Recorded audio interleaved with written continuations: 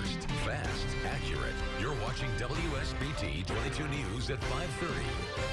Well, more fallout today from Indiana's Religious Freedom Restoration Act. Now, this afternoon, one conference pulled its annual meeting from Indianapolis. The new law has brought national attention to the state, and the opposition groups continue to push for a repeal on this. WSBT-22's Zach Crenshaw has been following this story. Zach, the bad news may not be over yet.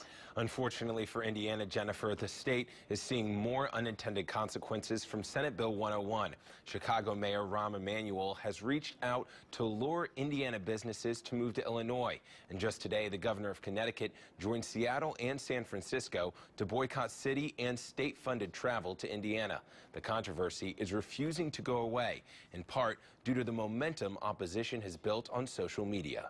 More of the same in Indianapolis, as lawmakers on both sides of the RFRA debate made statements defending their party's position. This does not discriminate against anyone. Just because people say that doesn't make it so. And if you dig into the facts and into the history of this law, you'll recognize that's not happening.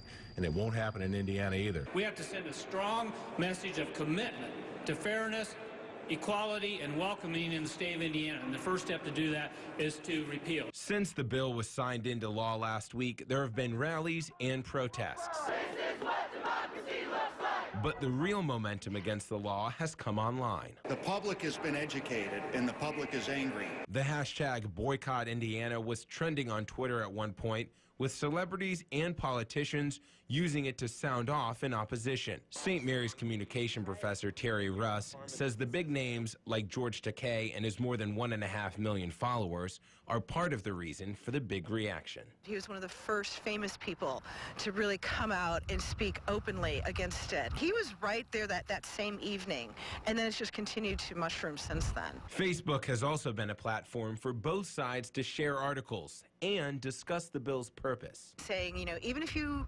disagree, just take the time to read this. And so people trying to raise the conversation to a more critical level. As the backlash continues online, state Republicans continue to try and correct the damage. And all we can do is try to straighten that out with our actions legislatively. If you have to create more legislation to explain existing legislation, then maybe that says there's a problem.